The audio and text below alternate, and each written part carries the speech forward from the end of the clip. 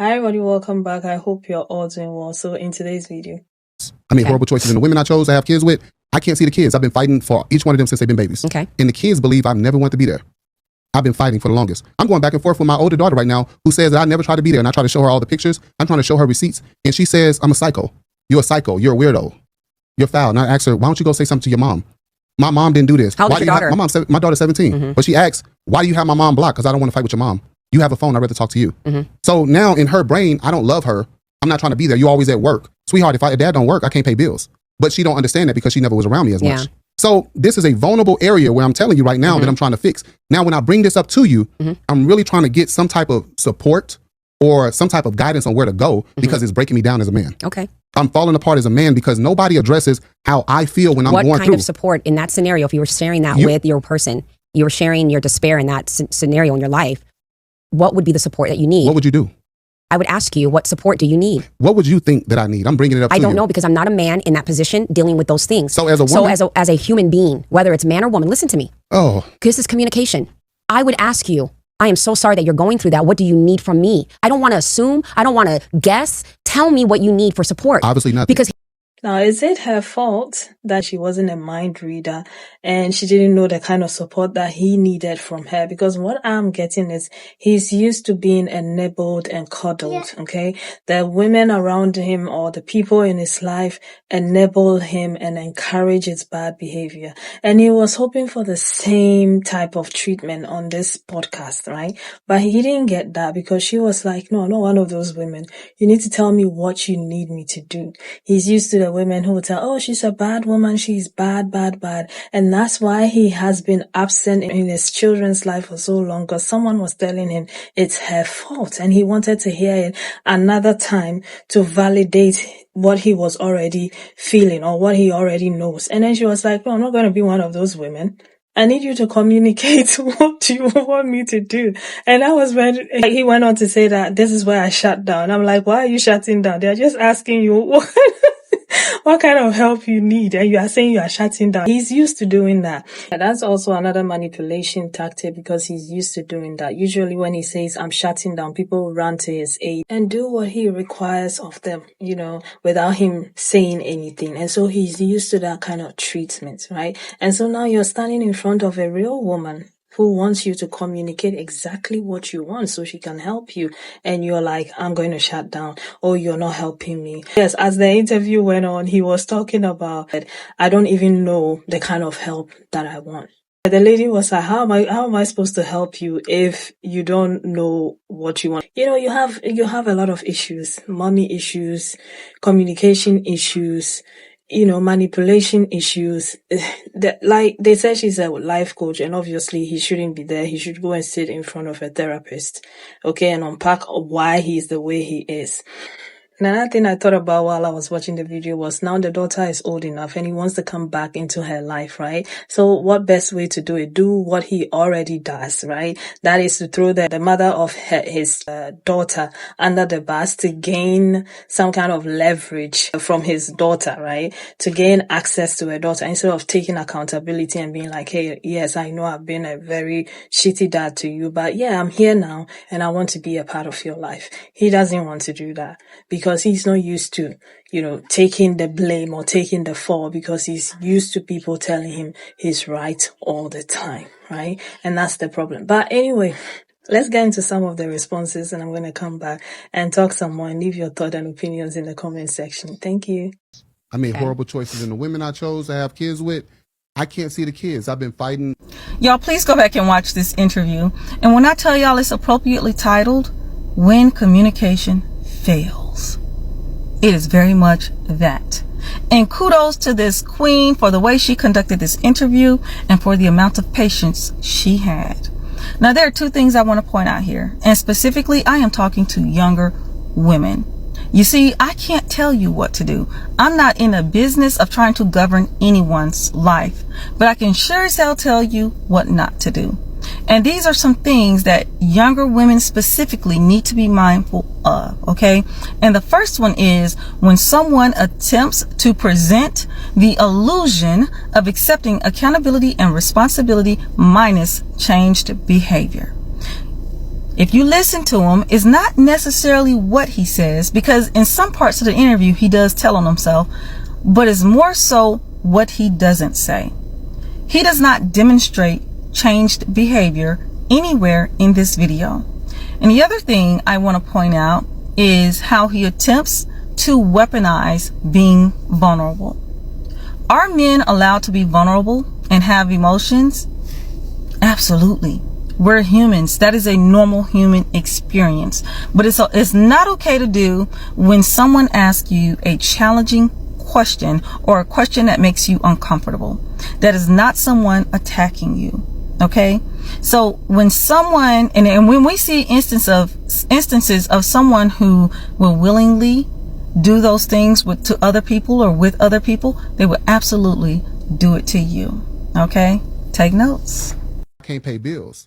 But she don't understand. This man said, I gotta work to pay bills like this little girl, and watch her mama work, struggle to take care of her and her siblings and still have times for her. Making an excuse as if, oh, I still got bills to pay, I have to live my life, is just that to a child, a fucking excuse, because they watch a parent work and still have time for them. Unless this man went to court and the court denied him access to the kids and gave the mother full custody and told him he can only have supervised vision or something, everything he's saying is an excuse, because you did not do everything you wanted to do. You got tired of arguing and going back and forth with your baby mama. So instead of taking your ass to the courthouse and getting visitation for your child, you just went no contact. And now that your child is old enough and you don't got to deal with the mama, now you think you're going to be able to just wiggle back in and it's going to be okay. No, you abandoned that child. You abandoned that child, and now that she's old enough to communicate with you, you want her to fight for a relationship that you should have been fighting for since the day she was fucking born. Nothing you can say to that little girl is gonna excuse your absence, sir. It doesn't fucking matter that you and your baby mama wasn't getting along. It doesn't matter if she was giving you headache and problems. None of that shit fucking matters. You know the only thing that matters to that child is you were not there. You didn't do everything in your power to be in my life, because if you would have done everything in your power, you would be in my fucking life, and we wouldn't be sitting here arguing now about the absence of you. You want somebody to tell you how to hold your hands and tell you how to be a father. If you wanted that time, you would have took your ass up to the court to get that fucking time. But you wasn't that worried about it, because you was like, oh, when they get older, I'll have a child, I'll have a relationship with my child. No, it don't always work out that way. Some kids don't want nothing to do with you. If you wasn't there when I was young and I was struggling, why the fuck would I want anything to do with you now that I'm close to being an adult? I don't want a relationship with you now. I wanted a relationship with you when I was a child. I don't care about having a relationship. You've been missing, you've been absent, so you can maintain that absentness. You can block me the way you blocked my mama, because you didn't care about me then, and you really don't care about me now. And now you're trying to make excuses as to why you weren't there. And not only are you trying to make excuses, it sounds like you're trying to put it more on my plate to fix the relationship that you broke. Delusions. Fucking delusions. Kids, I've been fighting. Go back and watch that video in its entirety. It is so enlightening. That creator, that coach whose video that I'm stitching, did a phenomenal job of steering the conversation toward productivity. Unfortunately, the person that she was speaking with, trying to get him to answer the question, it really just displayed how the social engineering of men in this country and even the world prevents them from being able to show up in their life in a way that helps them get the best out of themselves.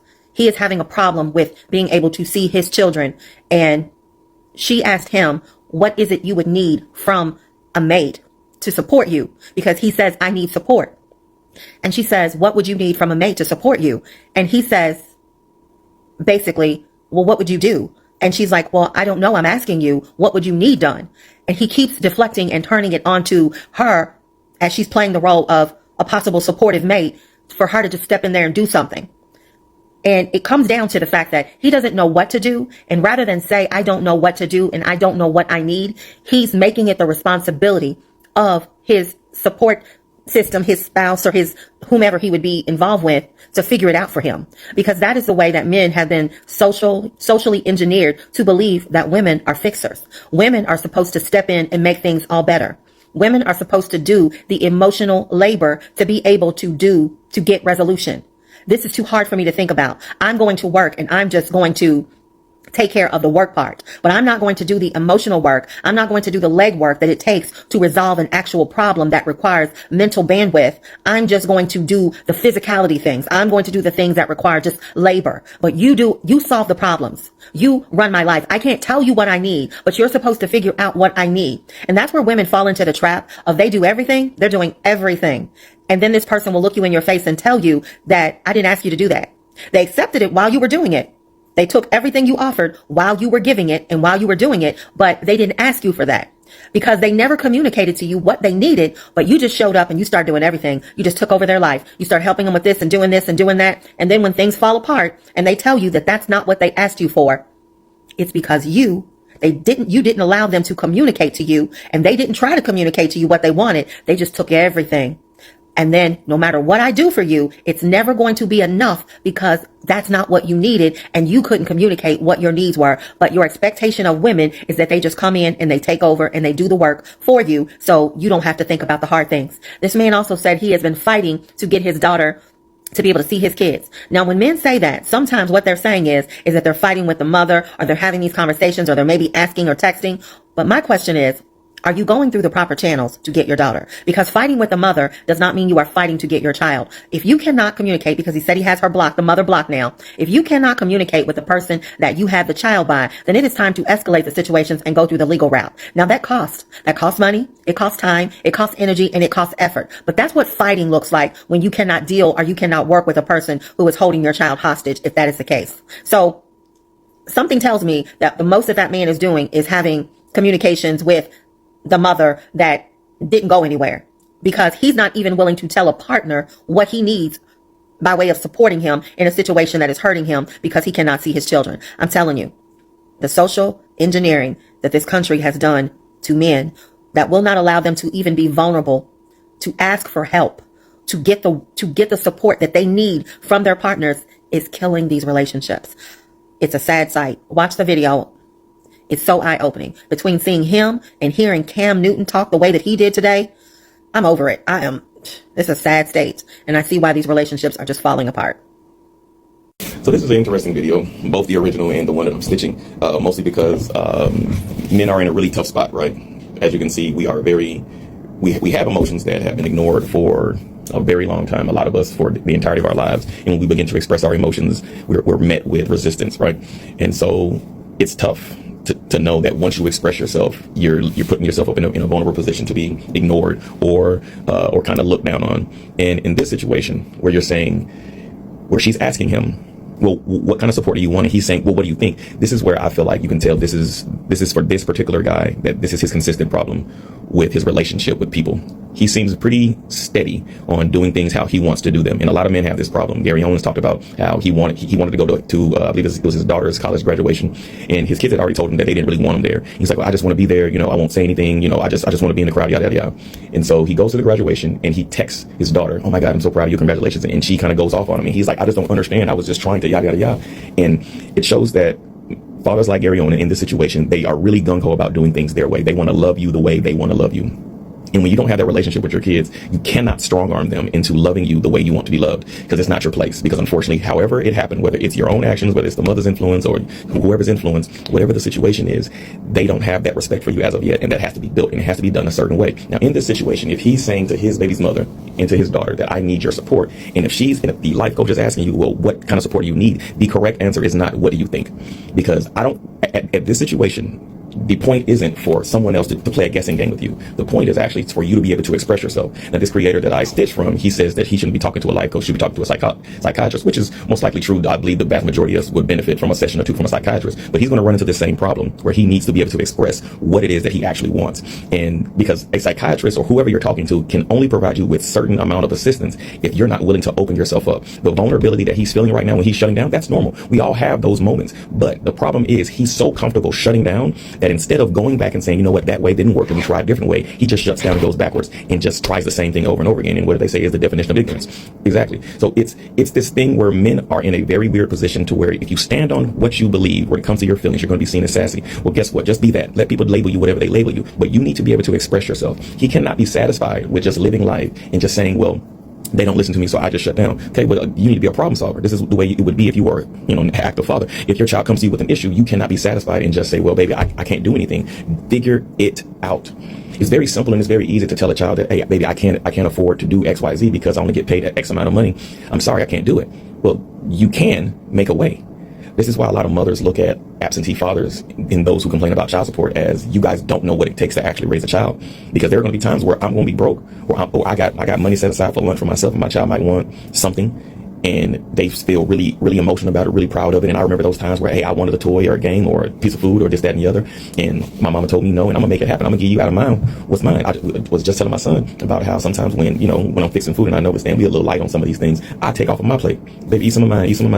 And my plate is a half portion of what I would normally get, because the biggest thing of all of this is my family. I'm gonna be good. I will sacrifice myself the same way my wife will sacrifice herself in order to provide for our kids. He's too prideful. Now, does that mean that he does not deserve some support? Absolutely not. But he cannot reject the fact that it is better for him to let someone know this is the kind of support that I need, because the mother can support and say, hey, you go spend time with your dad and just send her over there, and that's support, but that may not be what he wanted, right? So let's not play a guessing game. Be the man that you say that you are. Speak up for yourself. Be an advocate for yourself. I tell my son this as well. When you're dealing with, potential girlfriends and dealing with women, you need to be an advocate for yourself, because no one's going to speak up for you except for you. No one knows what you want except for you. They don't know what you want until you tell them. So you can sit here and you can sit on this pretend moral high ground as a father who isn't even in good contact with their kids and say, you should know what I want. Or you could open yourself up, be vulnerable, and say, you know what, I honestly don't even know what kind of support I need or what it is, but I just feel alone. Then cool, let's start from there. You go to a psychiatrist, you go to a psychologist, they're going to ask you to delve into your childhood, delve into your life, and you're going to have to be descriptive, because all those details, all that information is necessary so they can combine it with their information that they've been trained on.